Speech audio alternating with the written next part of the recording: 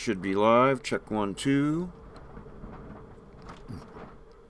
I'm going with the good old green screen this time.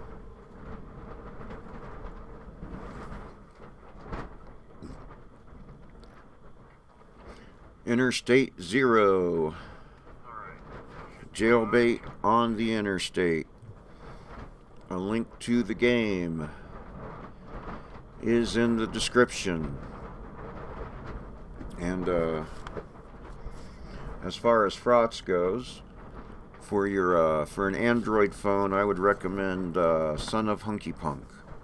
So I'm going to go ahead and frotz Interstate 0 here.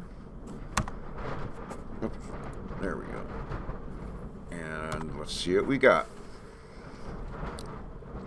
Fucking wind. You're Tracy Valencia, first-year student at the reasonably prestigious University of Dorado. Sure, it's not Berkeley. Hell, it isn't even Stanford, but it's light years better than Dorado State, where your older brother Trevor goes. Dorado State's just a party school. Trevor makes a point of rubbing this in every time he calls. He'll be able to rub it in person soon enough. It's Thanksgiving Day and you're driving home.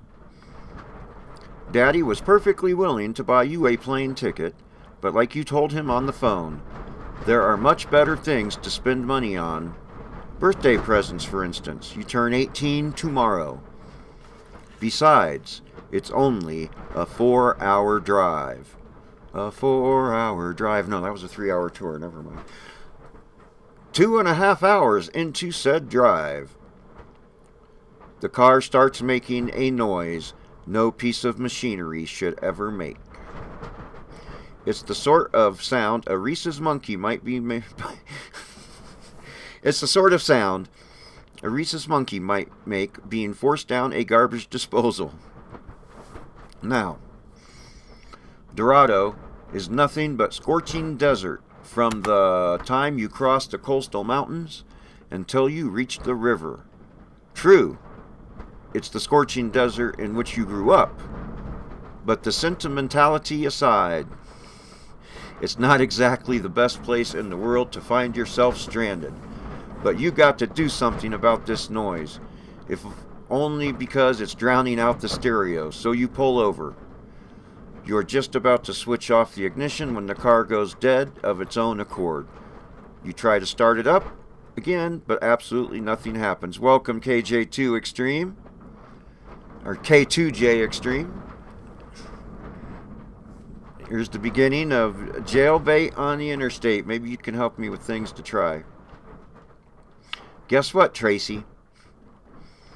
You're stuck on the loneliest stretch of Interstate 0, miles away from the last sign of civilization. It's 20 minutes to noon, and the temperature's well over 120. You already missed the air conditioning. It's beginning to look like Ed and Sandy Valencia's only daughter might not make it for Thanksgiving dinner. Okay, I-0, the Jailbait on the Interstate game, based on several true stories and a couple of untrue ones. You are sitting in your lifeless car on a desolate roadside, a good half-hour drive away from the last gas station you passed. It's at least 120 degrees outside. Not uncommon in the Doradan Desert, even in November. And the heat is quickly becoming unbearable. The key is in the ignition, if you care. You can see your purse here, which is closed. Well, we should probably open the purse and see what's in there. What else? Okay, so we're in our car. Let's open the purse.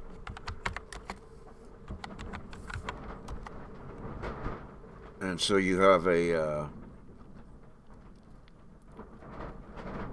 pepper spray, a stick of lip balm, and your wallet. Can we wear the purse? first taking the purse. Oh boy. It doesn't have a strap. You took it off after you overheard one of the girls on your floor joking about Malibu Tracy and all her matching accessories. Now, if anyone asks you, you can say, it's not a purse. It's a utility bag, but we do have the purse, though. And what's in it? Lip balm, pepper spray, and wallet. No.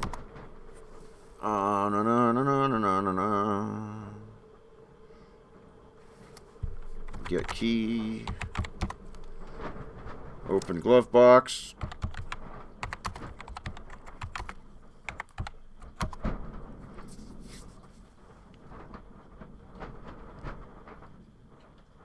You open the glove compartment, revealing your map, a pamphlet, and a sticker backing. Let's read the pamphlet.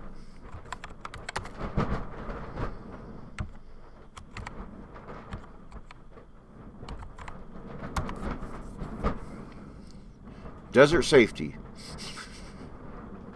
This is one of the many pamphlets you received upon moving into your dorm room. It reads, Desert Safety. Once again, welcome to the University of Dorado. While you will undoubtedly be spending most of your time here in beautiful Las Playas, many students enjoy occasional trips to the rather large canyon and the rather large canyon. I like these names, Dorado, Las Playas, the rather large canyon instead of the Grand Canyon, and other recreational sites throughout Dorado. We therefore offer the following tips to assure your safety in the often quite harsh environment of the Doradan Desert. Students from out of state will especially benefit from these recommendations, though residents too will find this helpful reminder. The desert, though beautiful, is not without its dangers. These include heat. Oh boy.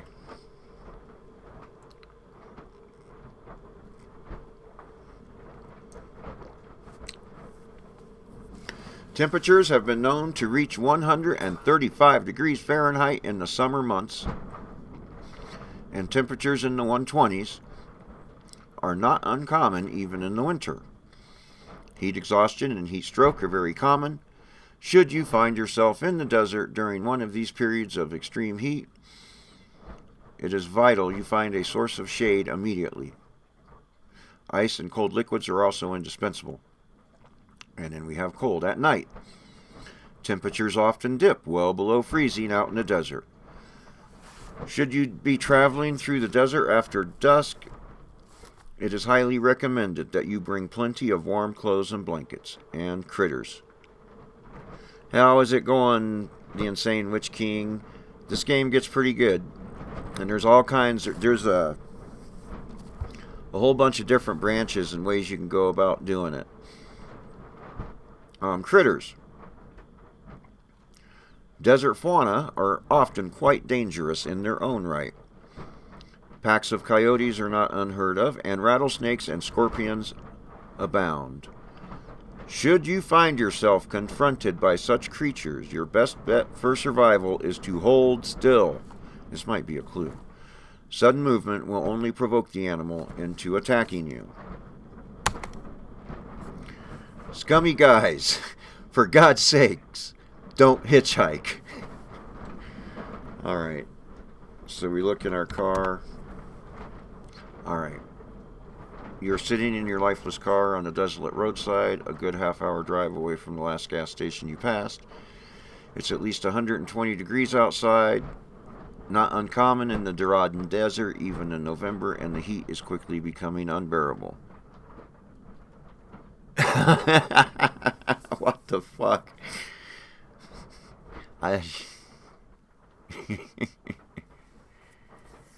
Oh boy. Open door. You open the door, get out of car. Oh, I forgot to look under the seat. I'll do that next time. I'm probably going to die.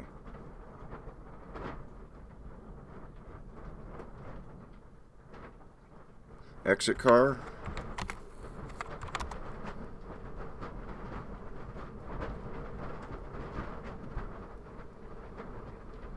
Why am I still in my car?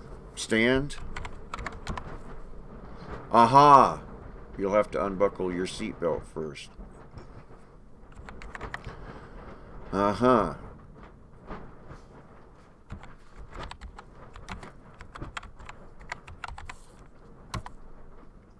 Now exit car. My Mazda.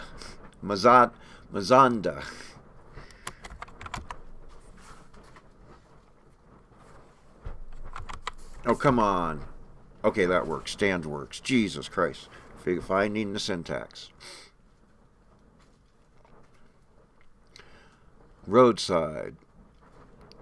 You'd like to be able to say you're in the middle of nowhere, but that would be wishful thinking. You're stranded at least 50 miles away from the middle of nowhere. The entire landscape is nothing but barren desert dotted with scrub. Being a desert kid, you're well aware of how much danger you're in. The scenery may be beautiful in its own way, but the sun is beating down like it's got a personal mission to melt you into goo. And you're well aware that out in the desert, everything is either poisonous or covered with spikes. Not to mention what could happen to a pretty girl all alone on a deserted highway. As for this particular spot, well, a barbed wire fence lines the roadside, and Interstate 0 itself stretches endlessly to the east and west. There is a sign here, too, and its twin is on the other side of the freeway, directly to your north. Your lifeless car is here mocking you. The car door is open, but at least since the car's dead, it isn't making that annoying dinging sound. Alright. Huh.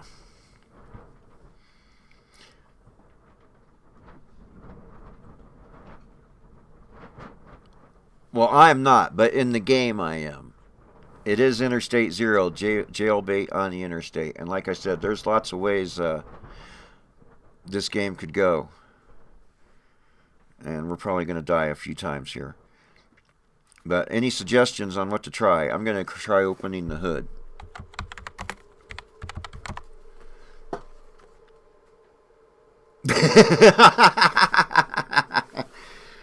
Oh, you open the hood and take a look at the engine. You think to yourself. So that's what a car engine looks like. You closed the hood. Let's try opening the trunk.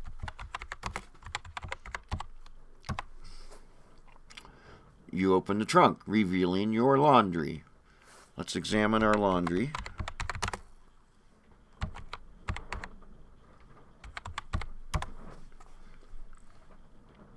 Oh my God.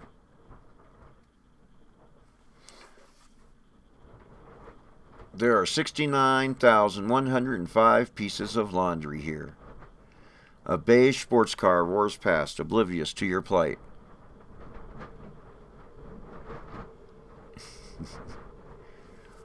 Alright, so let's look again.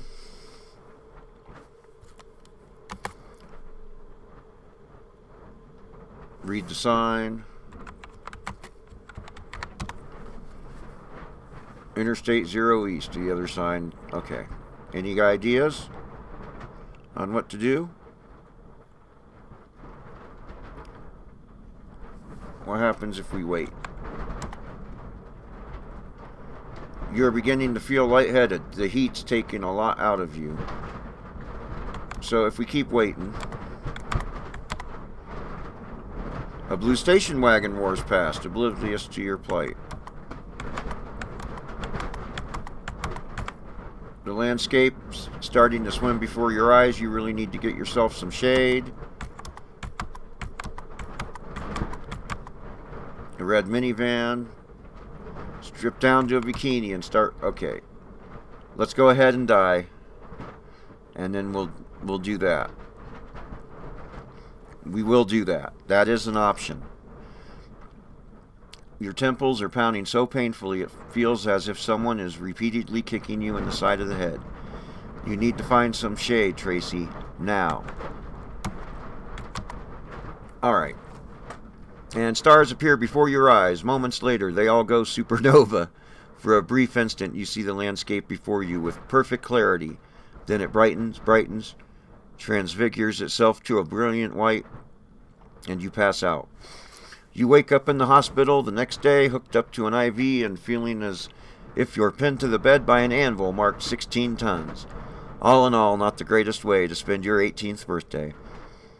Next time, you might want to be a little more wary of Mr. Sun. He seems to be good pals with Mr. Heatstroke. Thanks for playing. Yeah, we're going to restart. Alright. So let's get purse. Get key. Now, was there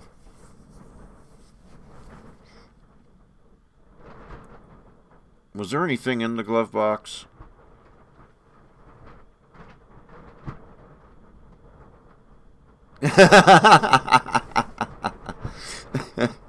We're going to, don't worry. Well, we didn't look under the seat.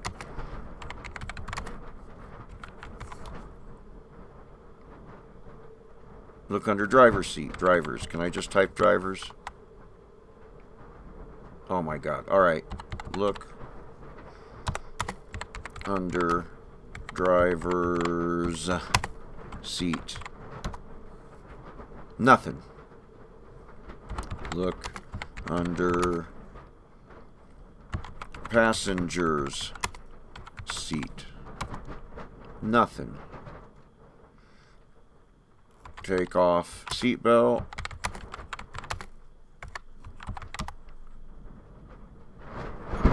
Oh wait, let's open the door. Fine. Stand. Unbuckles. Okay, unbuckle is what they want us to use. Unbuckle seatbelt. Stand. Okay, so now we want to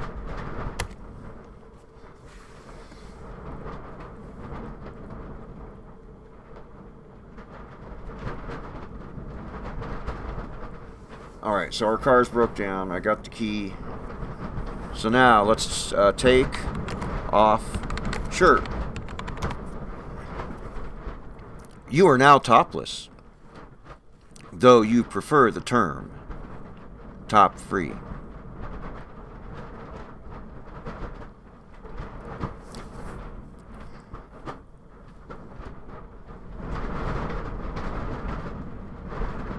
Oh no! Damn wind. Alright, so. Wait. Wait. Wait. Wait. Wait. Wait. Wait. Wait. And wait. And wait. A red pickup. Roars. Even when I'm topless? Alright, hitchhike.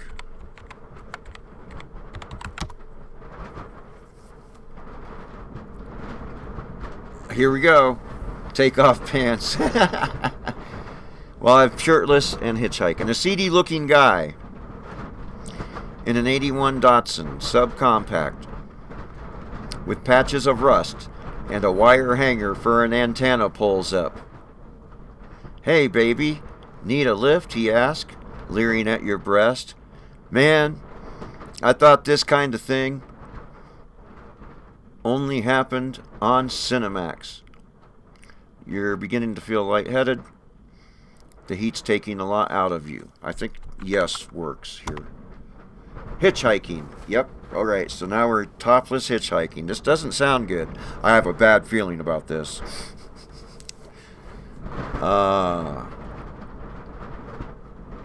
Your car is wonderfully sporty. A model of comfort and the envy of your peers. This car is quite frankly a piece of crap. It smells like a small animal has crawled under one of the seats and died. The back seat is upholstered with a beach towel. There's a tangled mess of loose wiring where the radio should be, and every surface in the vehicle is disturbingly sticky. But it does have one advantage over your Mazda. It works. You shut the door behind you, and before long you're zipping down I-0 at 80 miles an hour. Roll that window up, the driver says. I'll put on the AC. This is one of the better ideas you've heard today, so you obligingly roll up the window. Soon, the ventilation system is wheezing rather foul-smelling, but nonetheless cool air into your face.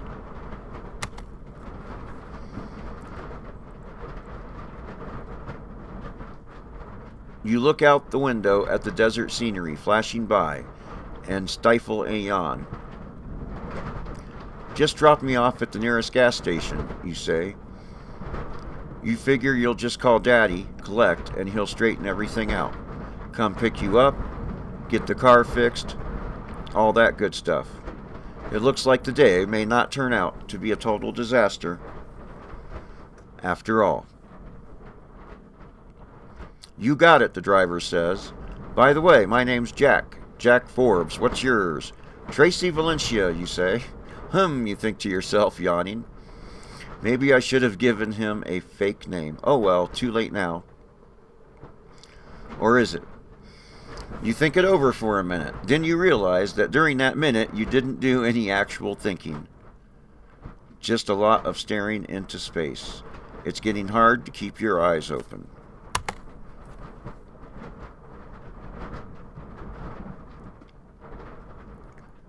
You wake up an hour later with fresh air rushing against your face. The windows are back open. Sorry about that, darling, Jack says. I've been meaning to have that exhaust checked. It's been pumping carbon monoxide into the vent system. I keep forgetting about that. What the fuck?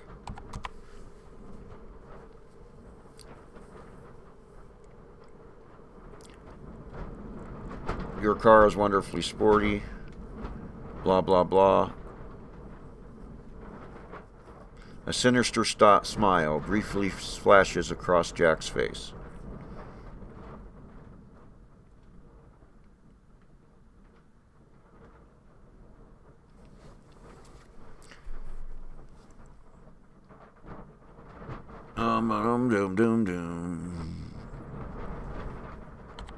Kiss, Jack? You guys want me to keep flirting? Uh-oh. Jack snorts. Huh, I saw this coming. Too much man for you to take, huh, baby? Let me park this thing and we'll do this proper. He veers off the road. The barbed wire fences are gone, and it occurs to you for the first time to wonder how far you've traveled while you were asleep, and drives through the trackless desert until the road is out of sight. He turns off the ignition, sets the parking brake. No further ado, throws himself on you. You were never crazy about Jack's car to begin with, but it's now officially number one on your list of the most loathsome places you've ever been. Jack has pinned you to the seat, rendering you unable to keep him from groping your breast, which is intolerable enough. And that licking your face, which raises the distinct possibility that you'll never feel clean again. Uh-oh. Now what do we do? Hit Jack. Jack slams you roughly against the seat. Don't try nothing cutesy. Uh-oh. How about my purse?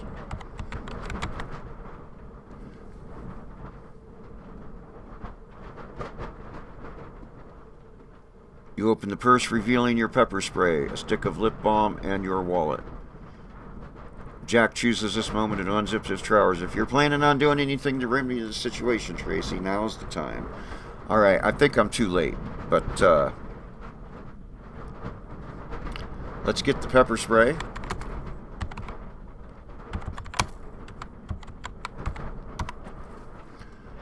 You're carrying too many things already. Uh-oh. Every horror story you've ever heard about hitchhiking turns out to be true. When Jack is through raping you, he decides it's too risky to leave you alive and strangles you to death. The oh-so-shallow grave he digs for you is nowhere near deep enough to thwart the scavengers who spend a significant chunk of the following day picking apart your corpse. All in all, It really isn't the greatest way to spend your 18th birthday. Thanks for playing. Well, that didn't work out too well. Alright, let's try this again.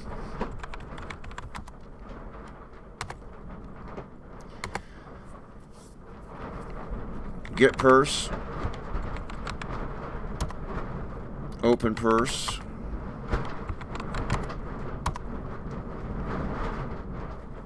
Get key. Put key in purse. I'm trying to get to a good save point here. Hey there, Michael Lilly. Welcome to the stream. Well, we just got killed twice.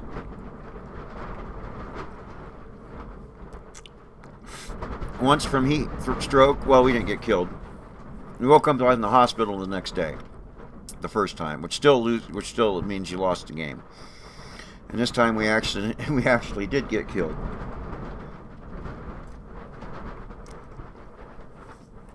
So, do we want to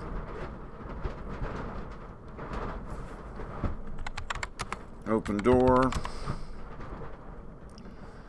unbuckle seatbelt,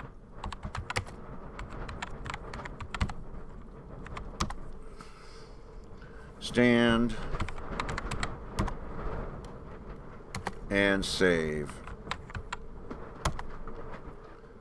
Yep, that worked. That looks good to me. Alright, so next time we can restore to this point. Now we got, should we try hitchhiking with our shirt on? Let's examine our purse. Look in purse. It's the same one you've had since 6th grade. Car key, pepper spray, lip balm, and wallet. Oh, let's open wallet. Oh, wait a minute. I'm going to restart. Because yes. I remembered something. Get purse. Open purse. Get key. Put key in purse. Alright. Examine radio.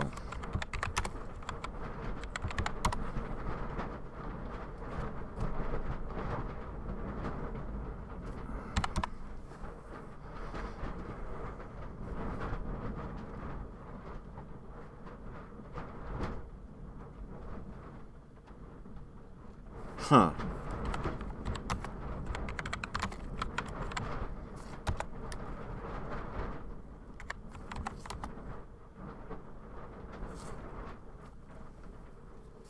Open glove box. I'm missing something.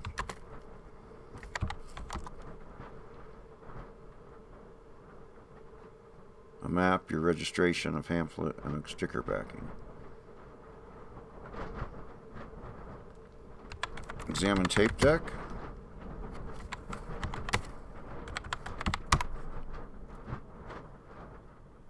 Aha, here we go.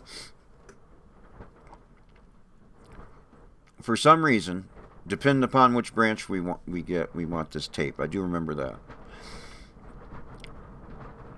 Because like I said, there's a lot of branches to this game. For some reason, Daddy wasn't willing to spring for the model with the integrated CD player.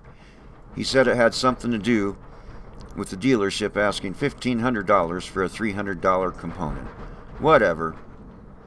Hey, could that be what you're getting for your birthday tomorrow? That must be it. Oh well. In any event, the model with the tape deck isn't too bad. In fact, your favorite tape's loaded into it right this very moment. Let's get that tape. Taken. Put tape in purse. Because we've already learned that we can't carry too many things. Alright. Did I already open the door? Unbuckle seatbelt.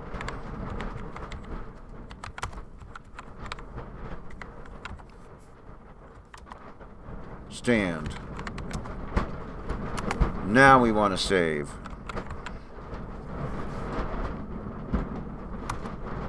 Alright.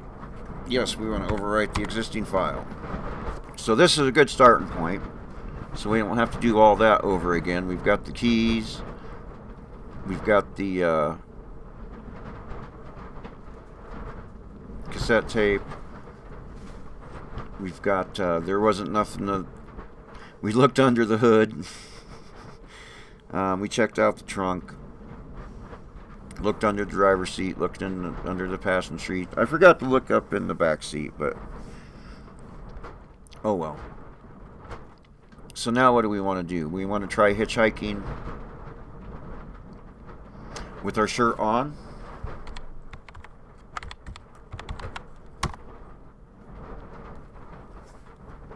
A seedy looking guy. Alright.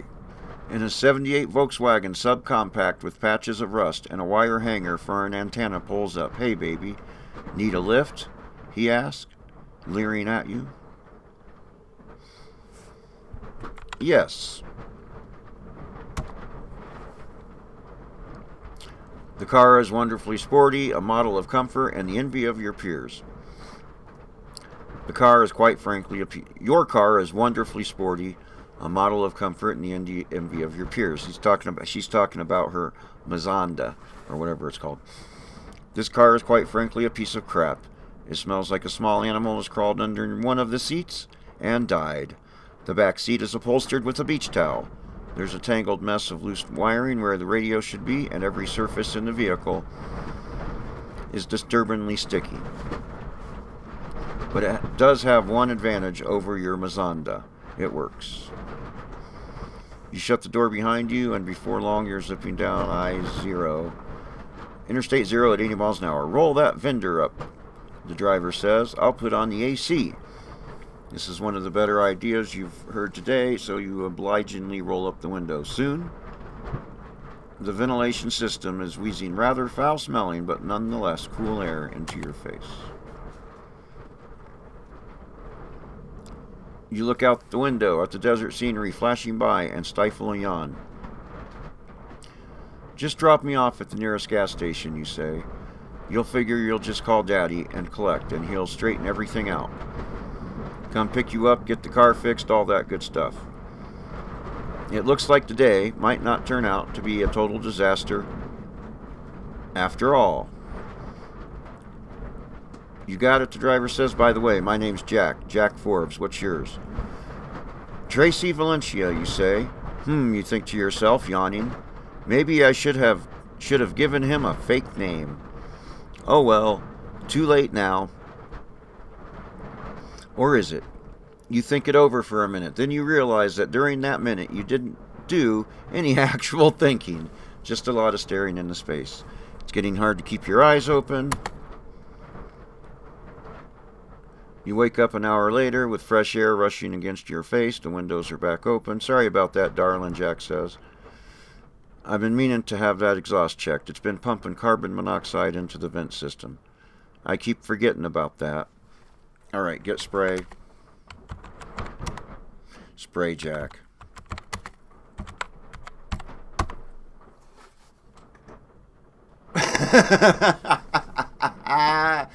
Alright. What happened this time? With no hesitation whatsoever, you gleefully douse Jack's face with a blast of oleo resin capsicum. Screaming in pain, Jack loses control of the car, which proceeds to smash into the side of an overpass. Jack is instantly impaled on the steering column. You, on the other hand, fly through the windshield and land in a mangled heap on the roadside. You wake up the next day in the hospital, in traction from head to toe, and with your face lacerated beyond all recognition. All in all, not the greatest way to spend your 18th birthday. Next time, you might want to consider buckling your seatbelt. It's not just a good idea, it's the law. Thanks for playing. Well, that didn't work out. Alright, let's continue going down this branch, but let's try to get it further down at this time. So we're going to restore. And we didn't even have to take our shirt off this time. Let's hitchhike.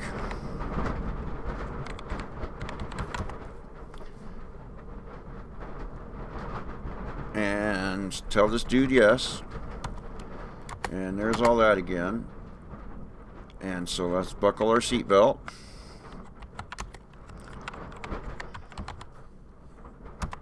You buckle your seatbelt. Get spray. Taken. Spray. Jack. Now what happens?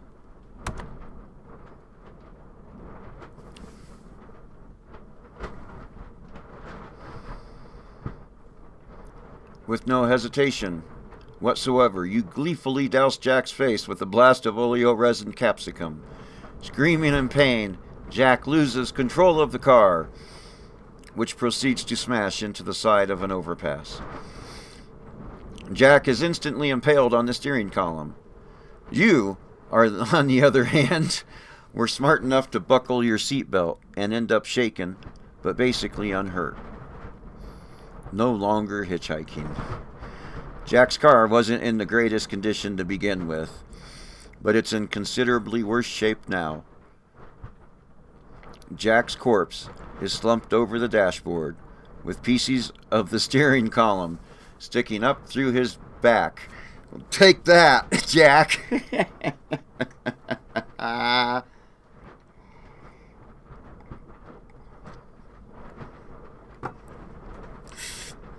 Alrighty then.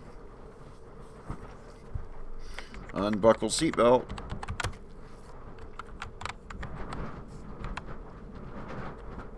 Seatbelt. Open door. Stand. Alright. Eastbound roadside. Sandboro.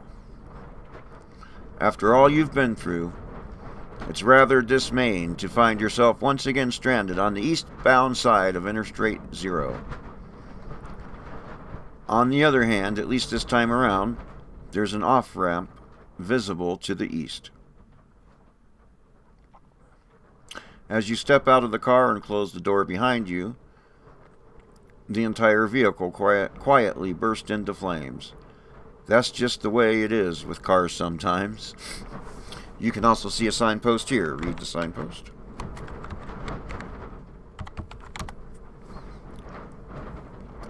Welcome to scenic Sandboro.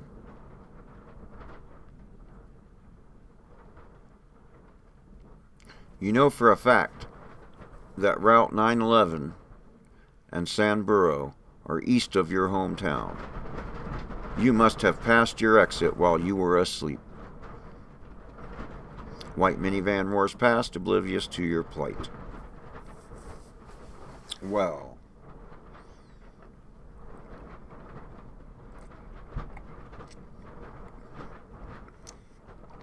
Now what do we do?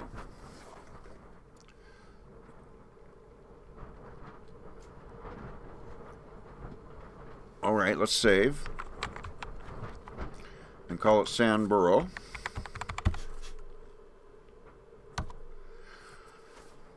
So we can come back to here.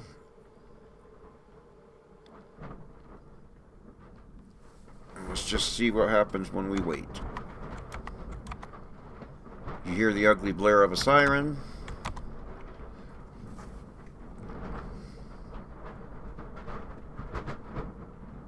Uh-oh. 2 highway patrol cars pull up, and it suddenly occurs to you that if you're going to hang out next to flaming vehicles with dead bodies in them, oh wow, bodies, you probably ought to have a pretty good explanation. While the cops are reasonably satisfied with your account of things, Daddy is less than thrilled at having to pick you up from a police station 100 miles away and is nowhere near as understanding about your decision to hop into a random sleazeball's car as you'd hoped. While you do get home safe and sound, you spend the entire weekend grounded. All in all, not the greatest way to spend your 18th birthday. Next time, if you're going to wantonly snuff the lives of those who get in your way, you might not want to hang around gloating. Alright, we're going to restore.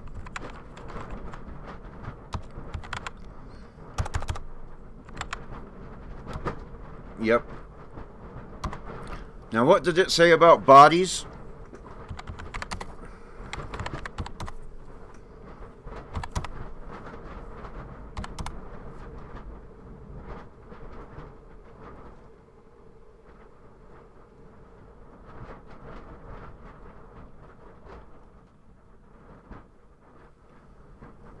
Huh.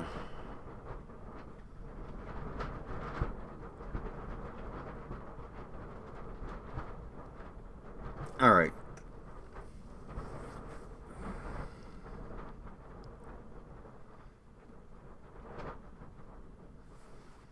You know what? Let's because let's find this other body in this car. So let's restore back to I-0.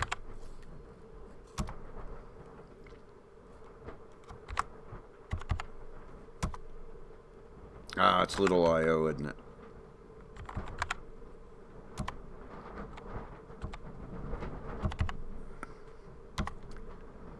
What's it?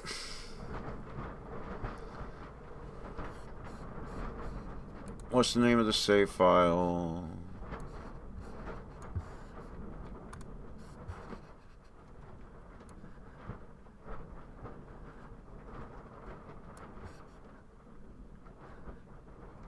Capital I dash O dot QZL.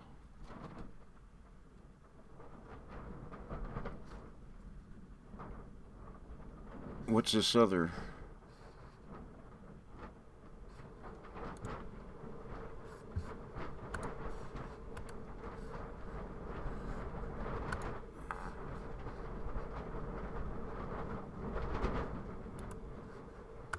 I'll try it. Alright, let's see what we got here.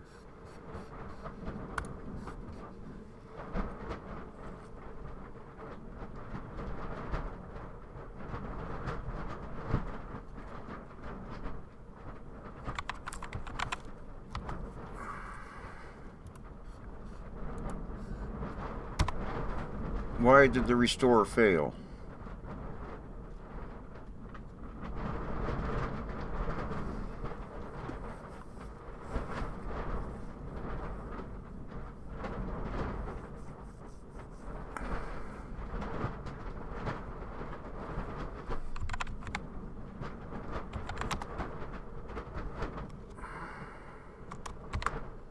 Probably because of the freaking dash. Well, that worked. There must be... Oh, it's probably finding the Z file before it finds the QZL file. Okay. So now...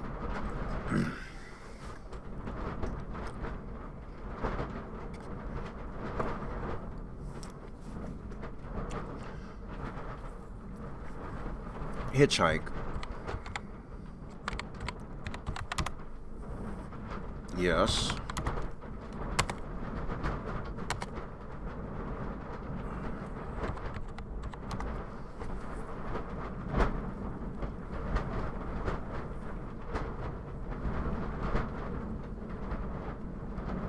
Let's get the towel.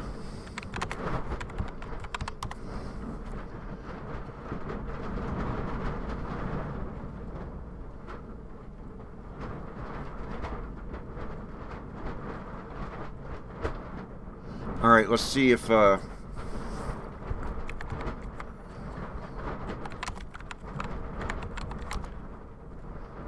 Get spray. Spray Jack.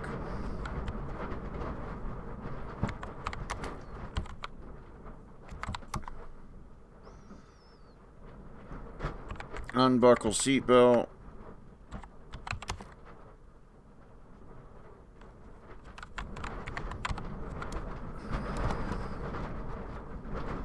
Open door.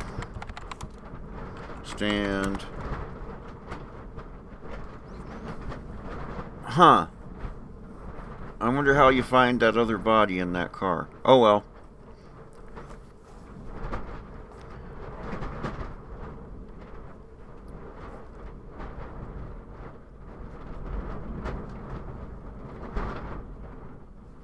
Alright, let's try something else here.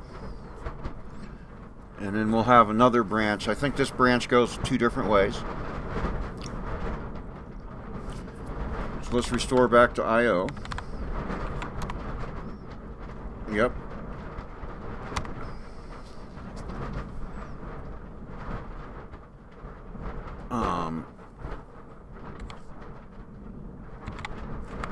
Hitchhike. Actually, what's in our purse?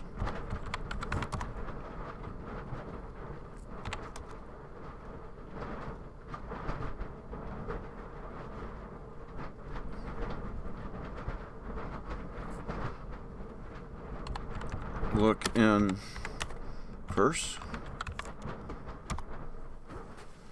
Cassette, car key, pepper spray, lip balm, and wallet.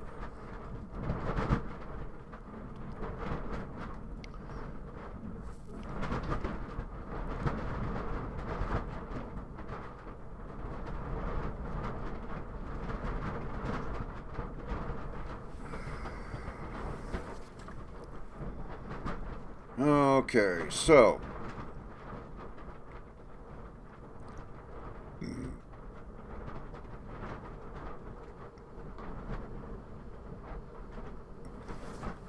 let's wait on doing something about Jack until later, and we'll see where we end up.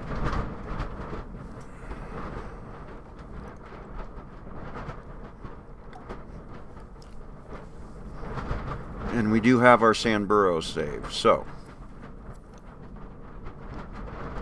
hitchhike.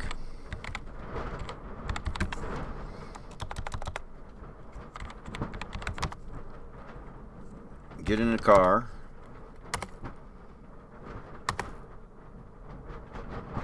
Look around.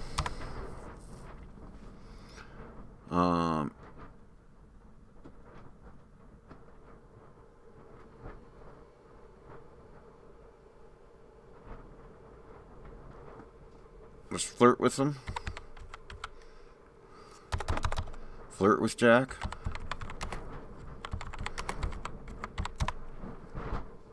Not a verb he recognizes.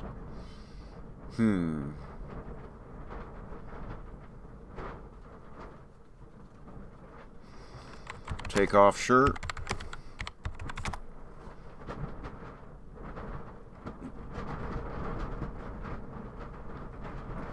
Alright, get spray. Now we just wait.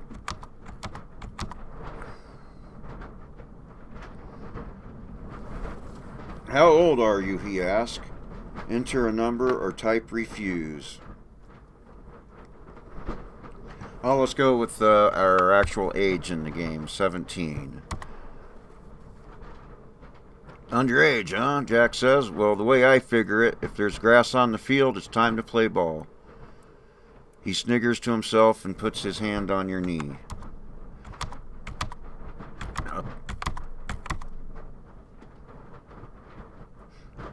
Jack slides his hand all the way up. I reckon it's time to we pulled off somewhere. He says huskily, how about it? Yes. Alright, now we're in Jack's car in the middle of the desert. You're never crazy about Jack's car to begin with. And he's got us pinned down. So let's spray Jack and see what happens.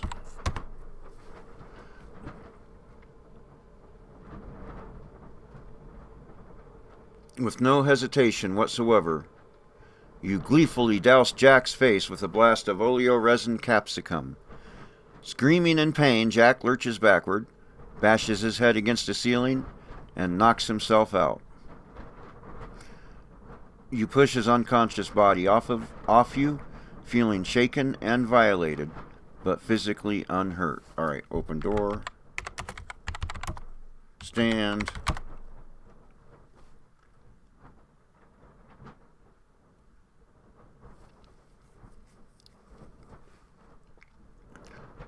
When Jack pulled off the road he had to due south, this would tend to suggest that the freeway might lie off to the north.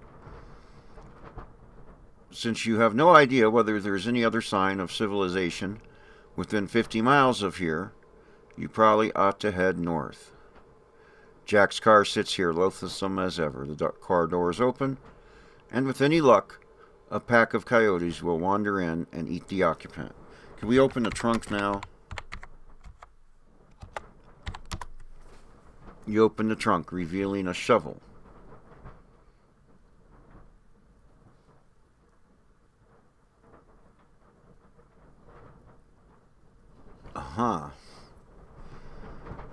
Look in back seat. Oh well. North. You're still in the desert. It's awfully pretty, but you have to admit, it's got a certain sameness to it in the middle of the desert. North.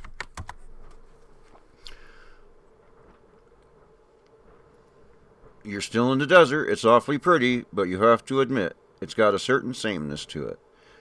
You hear an ominous rattling sound, and sure enough, a rather angry rattlesnake is eyeing your ankle threateningly. Isn't that always the way? And we know from our brochure that we just sit here and wait, and Z is short for wait. The snake slithers away. Alright, north. My God, you've stumbled upon an enormous oasis, an immense sparkling lake that glistens in the sunlight, lined by palm trees that sway gently in the cool breeze, each with a pile of sweet coconuts around. Oh wait, it's just a mirage. Life is so unfair. Alright, north. Eastbound roadside, Sandboro. After all you've been through, it's rather dismaying to find yourself once again stranded on the eastbound side of Interstate 0. On the other hand, at least this time, there's an off-ramp visible to the east. You see a signpost here. Alright, so we're here back at Sandboro, but that's another way to get away from Jack. Alright. And this is just one branch. This is just the hitchhiking branch of this game. There's other ways. But what do we do now?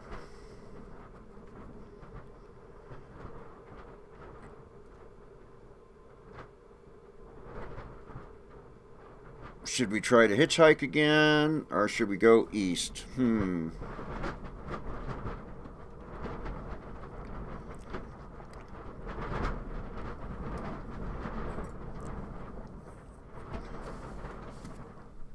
Because if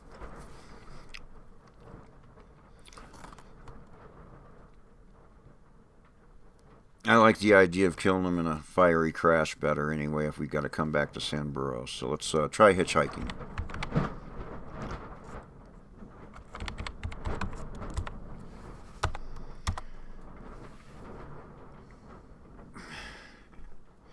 Oh no. After what happened last time, no thanks, mi amiga. I'd try that one more time. No, really, hitchhike. Okay, I can't, I'm too scared to hitchhike now. So, I guess I'll go east. Wait, inventory.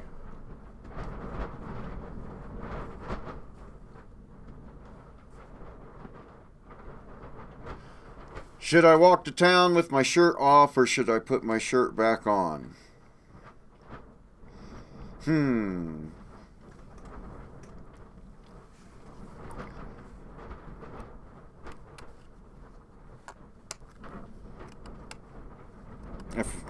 I should probably put my shirt back on, but what the hell?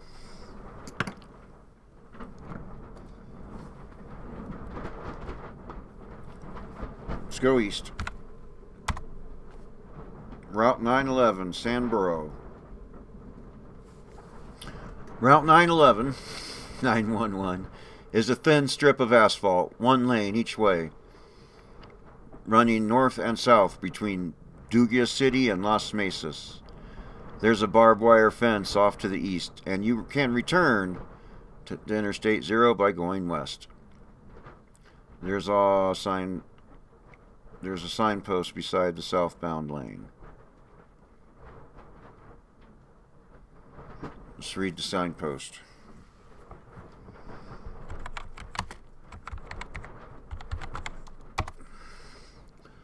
Las Mesas, 19 miles, now leaving Sandboro.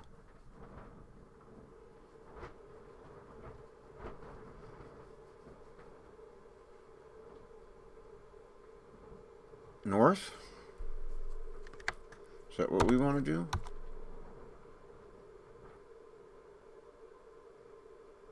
Or did I go the wrong way? Ah, here we go.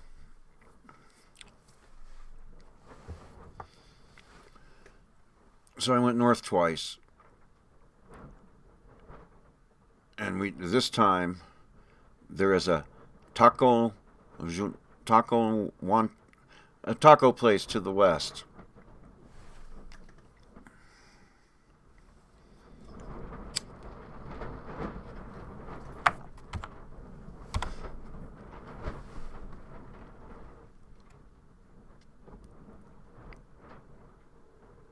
Only a chain as inescapable as Taco Junta would bother to put a franchise in a fly-speck town like Sandboro.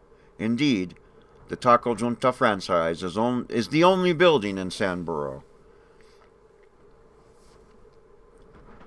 Many observers have pointed out that at its current rate of growth, there will be more Taco Junta franchises than there are people on Earth inside of 3 years. Okay. Right now you're standing in the parking lot. The franchise itself, festooned with a banner, lies to the north. Drive-through lane is on the western side of the building, and Route 911 is off to the east. The only vehicle in the parking lot is a red Toyota pickup. Well,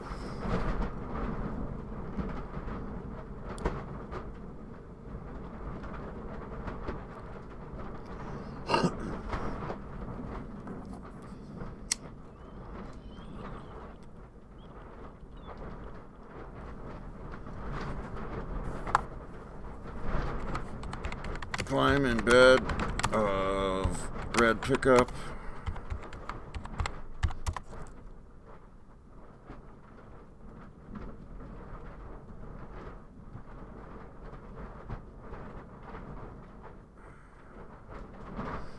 Alright, let's examine the red pickup.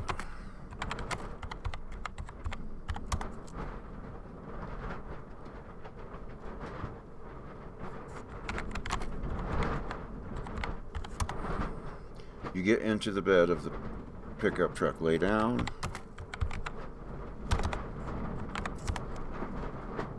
Lie down.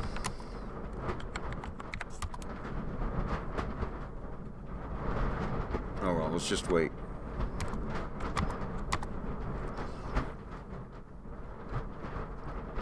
Hello, yeah.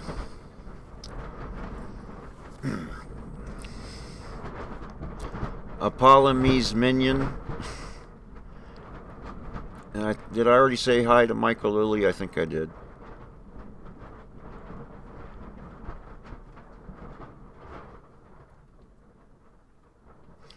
A woman with the camera who apparently took the sign about Scenic Samburu,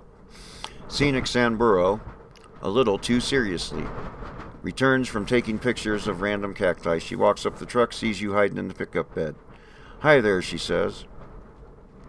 Want to get out of my truck? You sheepishly climb out, and before you can explain the situation, ask her for help. She hops into the cab and drives off. All right, let's go west.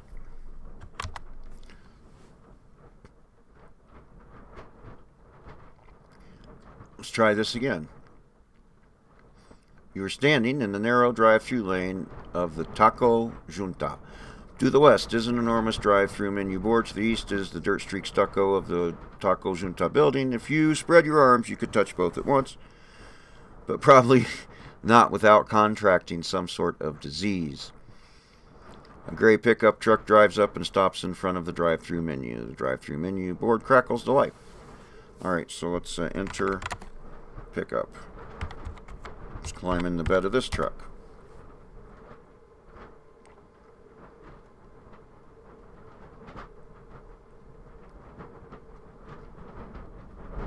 What the hell?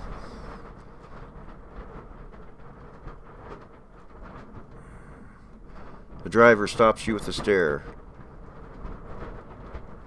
What do you think you're doing? He asks as you stand there stammering. He shakes his head in disgust and drives off. Okay, Craig.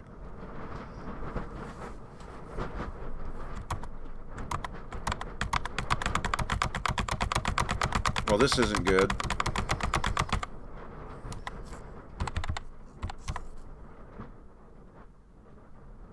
A blue pickup truck careens past.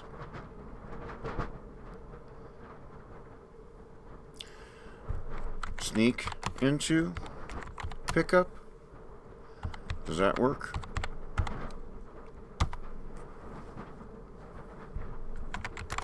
Let's see if we can sneak into this one.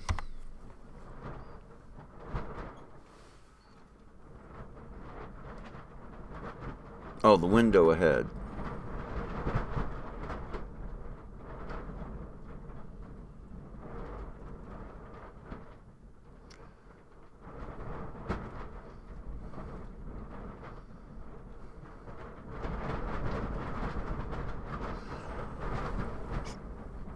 So I go east?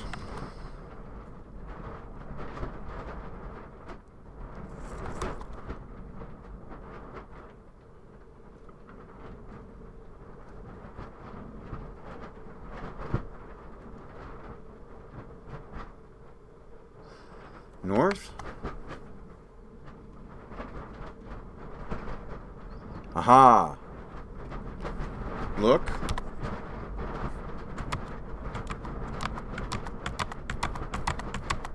Wait for another pickup.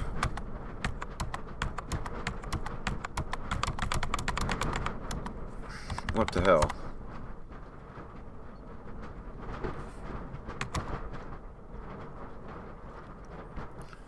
Enter pickup.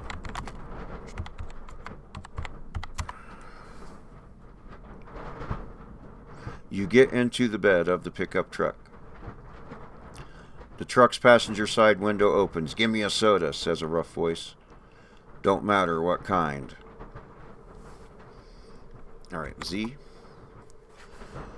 A slot opens in the drive-through window, and a hand emerges, holding a bag that is quickly snatched up by the pickup driver. What the hell's this? Yells the rough voice. A shake. I asked for a soda. This looks like some sort of pot deal.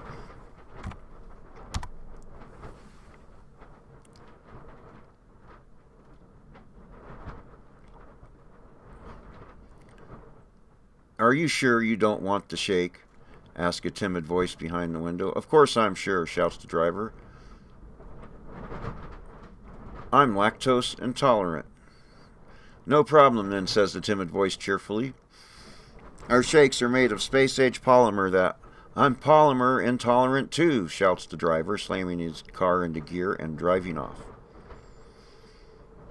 You watch the landscape zip by as the truck rumbles down the road. First, the truck turns onto I-0 West rather than heading toward the river or down Route 11. Then it takes the Route 999 North exit, which is even better. Then it proceeds to get off. Where are we at? At Cibola Ranch Road, your exit.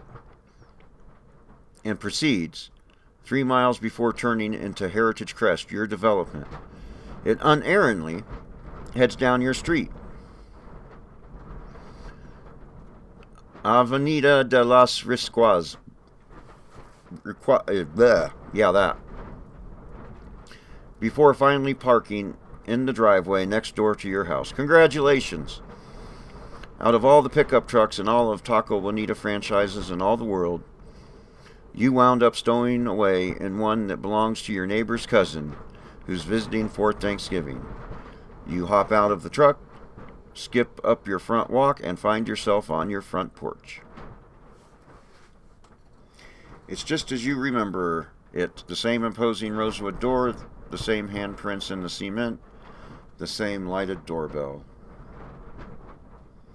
Alright, so let's open the door.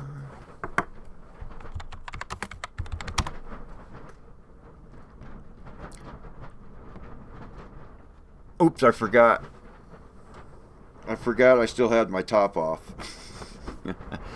You open the door and wander into the kitchen. Hey, oh, hey, Trevor says. Can't you keep your clothes on for like 3 seconds? Everyone thought you were going to be here hours ago. Any problems getting here? Not really, you say. When's dinner? Dinner is delicious, of course, but Thanksgiving pales before a much more important occasion, your birthday.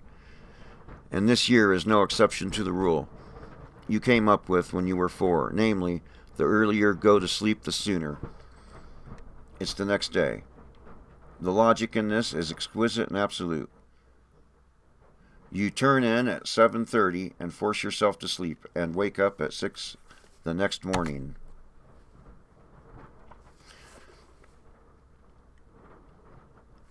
This is your bedroom. It became yours when you were barely old enough to walk. It is still yours today, the day you legally became a woman. But looking at the posters on your walls, the stuffed animals sitting placidly on your bookshelf, the canopy over your bed, the harrowing and or sordid events of the day before seem like they happened decades ago, while Mom coming in to wake you for your first day of kindergarten, finding a quarter under your pillow after you're losing your first tooth, getting dressed up for your first date. These things feel like they all happened yesterday. Your bathrobe is draped over a nearby chair. A present is waiting for you on your desk. Examine present.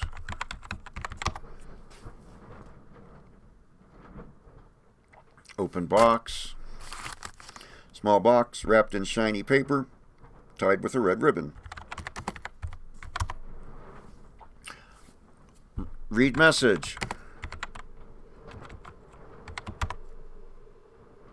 It reads, thanks for playing. Well, anyway, I would consider that one way to get home and successfully get through the day.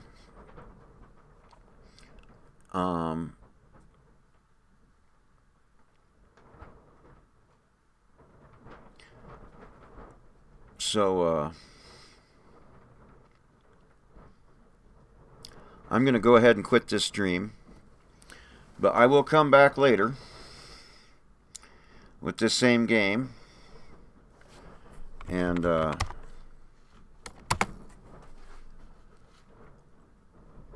because there's a lot more branches, there's a lot more different ways to get home and win the game, and that's just but one of them. So we'll examine some more branches of this game later on, but for now, thanks for watching,